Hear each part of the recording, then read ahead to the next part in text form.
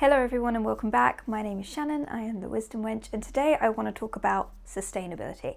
I know that word is thrown around a lot, but when I talk about it and when I practice it in my everyday life, the way I look at it is it's good for the planet and it's good for me. It's something that I can upkeep and I can keep going. I want to talk about sustainable changes that you can actually stick to and help you in your everyday life. I'm going to go over swaps that I've made that really worked for me, and things that I'm still working on and some things that haven't and why. So let's get to it.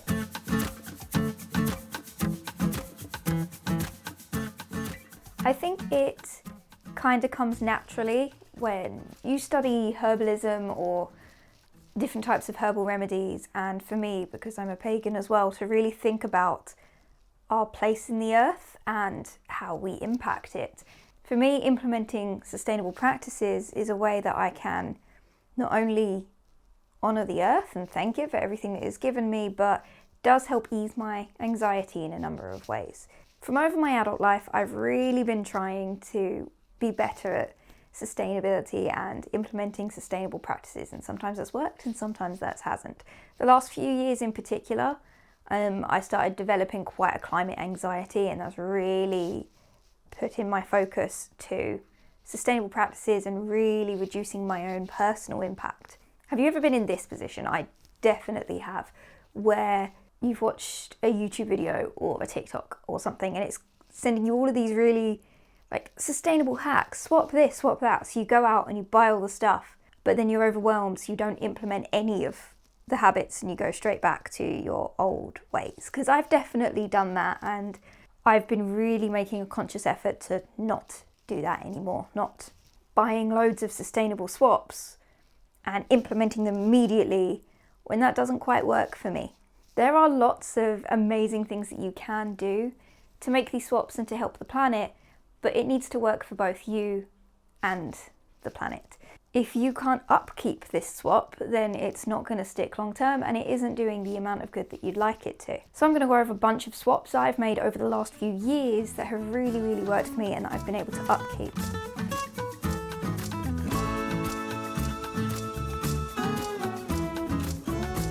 So in this section, I'm going to go over things that have worked for me in the past, things that I've swapped to, why I've swapped to them, and how they've worked for me. So when it comes to personal care, for example, one really recent swap I've made is bamboo into dental brushes. Now, I had braces, so I've got fixed wires on the back of my teeth, which means I can't floss. So I was using interdental brushes, which are mostly made out of plastic. I switched to these little bamboo ones, and it was a couple days of really getting used to them, but now I find them so easy to use, and I wouldn't change them at all. So I choose to shave, and I use a safety razor. And that's been a really easy way for me to upkeep sustainability and sustainable practices. Instead of using disposable makeup remover pads, I got cotton ones. And I've been using them for months now, and I absolutely love them. And I don't think I'd change them anytime soon. When it comes to sanitary products, I switched to a moon cup and reusable pads, because in some situations a moon cup works better for me and in some reusable pads do. This is just another way that I could reduce plastic. These things worked for me, but they won't necessarily work for everyone else. Some people might be really uncomfortable with a moon cup, and that's okay. And some people would be uncomfortable with the idea of rewashing pads. That's also okay. They weren't things I switched to overnight. They were things that took me a long time to get used to. There was an initial small investment, but they've saved me a lot of money overall, and I'm very happy with them. In the kitchen and around food, I have decanted most of my main ingredients, especially lentils, pulses, flours, into jars so that I can see the amount I have. I decided to start doing this because I would find loads and loads of packets at the back of my cupboard of stuff that has gone out of date, and I just didn't know it was there. It was incredibly wasteful. And I want to emphasize that decanting everything into jars is not going to work for everyone. This works for me because my fiance is also on board. If you live in a household with people that aren't on board with the whole situation, then it's not going to stick long term because you have just created a lot more work for yourself. It's the second point of sustainability, not just good for the planet, but good for you. So decanting things into jars, while beautiful, Pinterest worthy, it might not work for you, and it's okay if it doesn't. Another area where I'm quite bad with waste is with coffee. While reusable cups like this are perfect if I'm going on a walk and I'm starting at home, these are great for that. They're not fantastic for me at work. If I've only got 2 minutes to run and get a coffee, I most likely will order on an app. So I can actually enjoy the coffee I'm having without having to rush back to work. It's a practicality thing. A swap that has been working for me is to use a flask. I've had this flask for years, and it's only, I think, the end of last year that I started filling this up with coffee and taking this to work. This has been a swap that has worked for me. I'm not perfect all the time by any means, but it is a swap that is currently working for me. Also, using reusable lunch pots and taking a packed lunch to work saves so much waste on buying food at work. Sometimes I like going with my colleagues to go get lunch. Sometimes I want to get hot cooked food. It's okay, but I'm trying to make it so that majority of the time I'm taking my own lunch to work. It means I'm saving money, and it is a lot more sustainable approach. You've probably seen these everywhere. You probably have loads of them at home, but just reusable canvas bags, tote bags. And another note on that, to stop buying tote bags. If you have too many that you have to start getting rid of them, then you really don't need to be buying anymore. Make sure that they're if you carry bags, put one in a bag. If you have a car, always have a couple in your car. I've been trying to get a lot better with this, and I've been pretty good with it over the last few months especially. And the last one is a refillable water bottle. Again, not perfect. Sometimes I still get bottled water if there's nowhere for me to refill it. I'm going to get a bottle of water. But little things like that have really worked for me. One thing you've probably noticed about the kitchen swaps in particular is there's nothing special about them. They're not a magic gadget that is going to do something for me. It's some really basic little things that have vastly reduced my consumption. By taking packed lunch, I'm not buying food wrapped in plastic. I've saved myself time and money. In general everyday life, the majority of the clothes I buy are secondhand. I get a lot secondhand. I try not to buy that many clothes, but it's okay if you enjoy shopping and fashion and you want to wear fun clothes that reflect your personality. I buy most of mine secondhand, and if I'm buying something new, I try my hardest only to get natural fibres now. It hasn't always been the easiest, but it's definitely a lot easier now than it ever has been. Secondhand clothing can be altered, can be tailored. It encompasses vintage and some pieces that you might absolutely love.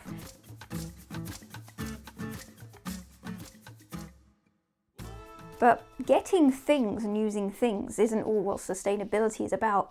Part of it is about learning some skills. Skills that we've kind of lost a little bit. Sewing, basic sewing with needle and threads that you know how to repair. There's a lot of people that don't know the basics, and you can fix so much with a really, really cheap little sewing kit, or being able to patch something up. I'm currently learning how to use a sewing machine so that I can do a little bit more. But I've learned over the last few years really how to repair, and I really am trying to learn how to tailor so I can take in a lot of my own clothes, especially when I don't have the money to get everything tailored. I can get some really key pieces tailored, but I can't get everything tailored. It's a skill that I really, really want to learn, and I'm really looking at being more self-sufficient. Another overlooked skill key to sustainability really is knowing how to cook. Learning absolute basics of cooking. There are loads of channels here on YouTube that teach you so much. Learning how to cook and how to prepare food properly is a key skill in continuing to be sustainable. If we are cooking more, using more ingredients from scratch, using less processed foods, less packaged foods, then we're doing so much more for our immediate environment. On that note, I've been trying to buy a lot more fruit and veg from markets so that it's not all coated and wrapped in plastic, which unfortunately the closest supermarkets to me do that. They wrap it all in plastic. There are skills that I'm currently really trying to learn as well. And part of that is gardening. I'm trying to learn a lot about gardening. I know that's a key skill. I'd love to be self-sufficient enough to grow some of my own food.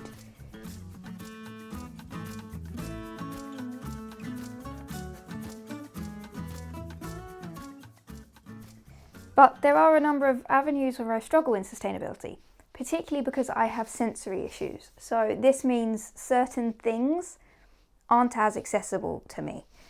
A lot of my skincare is in plastic packaging. I would like to change this eventually, but because I have extremely sensitive skin, I'm always very hesitant when it comes to trying a new thing. I'm not going to jump all in and buy an entire new skincare routine because that's going to overwhelm me and I'm going to go back to what I had and then all I've got is triple the products that I'm not using. My way of doing this is I'm going to switch out one product when my current one runs out and then stick with the rest. Trying out different things. Finding something sustainable that is really going to work for me. I could go out and order all of this plastic-free packaging, skincare and items like that, but all it's going to do is create more waste. Taking it really slow, no matter how motivated I get in some moments to really go out and just change everything, taking it slow, taking it at a gentle pace is what works for me. And I know this from experience, and I can still stumble, but I'm being nice to myself when I do it. There are some really, really big changes that really would be what shifts my reduction and my climate impact, and that would be things like changing my car. But for me, that's not a sustainable choice because I can't do that right now. The only way for my car to be more sustainable than it would be to go fully electric. And I don't have the funds to just buy an electric car and put in a charging point and all of that. That's not an option available to me or sustainable to me right now with my current situation. Everything I'm doing works for me. I'm going to leave some links in the description as well for other places where you can kind of calculate your carbon footprint and it gives you things you can do to reduce. One of those things is offsetting your carbon emissions by donating to different charities that are working in their part to end the climate crisis. This is a really good option if there are things like, for me, with my car that I can't change right now, to be able to do something better. So how can you start finding a sustainable avenue? Well, the first step is to just stop buying. Now, I know this is easier said than done. I'm not saying cut out everything. This means use up what you have before getting something else. Don't go out and buy all of these flasks and water bottles and things like that if you don't know if it's going to work for you, and then you've just spent tens if not hundreds of pounds on loads of sustainable swaps. That's great if that does work for you and you can change everything overnight. But for a lot of people, that's not going to work. Use up what you have and then pick one of those things that you want to change. And then keep getting what you're comfortable with until you're comfortable with your new change, and then add another one. Maybe for you that looks like, okay, I'm going to this month invest in a moon cup. See if that works for me for a month. Okay, next month, I'm going to try taking my own lunch to work 3 days a week. Okay, the month after that, maybe I'll add taking in my own coffee. It's completely up to you how you choose to make a sustainable swap, and you can make sustainable swaps for everything in your life. It's up to you how you want to do it. It's completely individual how we view our relationship with the world around us. I try to be a little bit better every month, every day if I can, and I still step up, and it's okay. Maybe there's a skill that you can learn. Maybe if you have some green space, you could set up a compost bin in your garden. These are all things that I've started doing. By no means am I an expert, by no means am I done, but it's just a start. And it's a start that I'm very happy with, and it's a start that I've been able to upkeep because I didn't run into doing all these things all at once. For me, also, managing my impact on the climate helps negate some anxiety. I get really severe climate anxiety, and it started a couple years ago and it has only got worse. I'm in a little position right now where I've managed to find some things to do to ease it, and doing small things to know that I have some form of power in my small little everyday life to be able to help has helped me a lot in combating this anxiety. It doesn't make it go away, not by all means, but it does help just a little bit.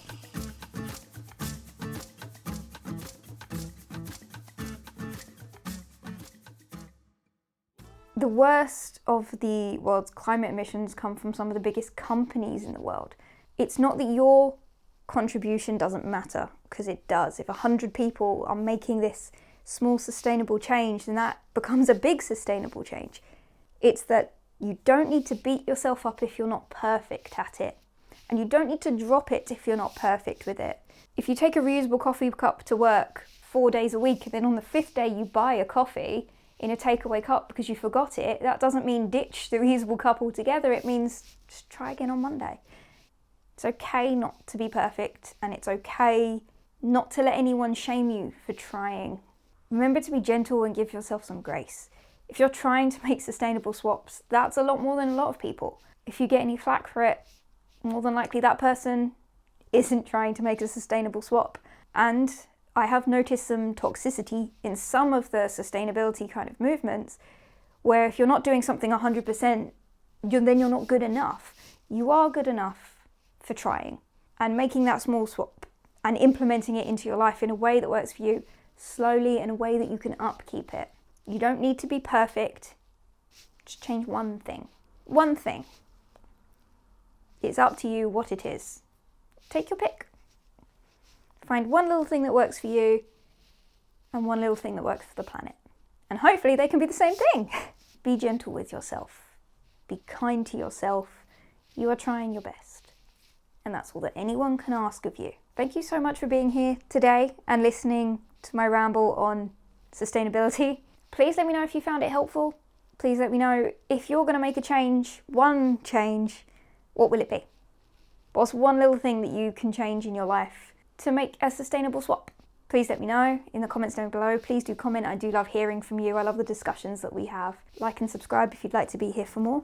And I will see you in the next video. Bye everyone.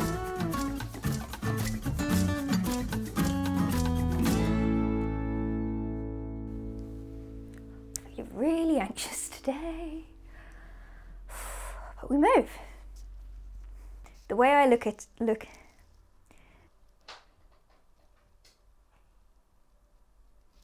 And for me, implementing no. I can't get public transport to work because of where I work and where my work is. No, see if that works for you. I hope it's not coming across in the video.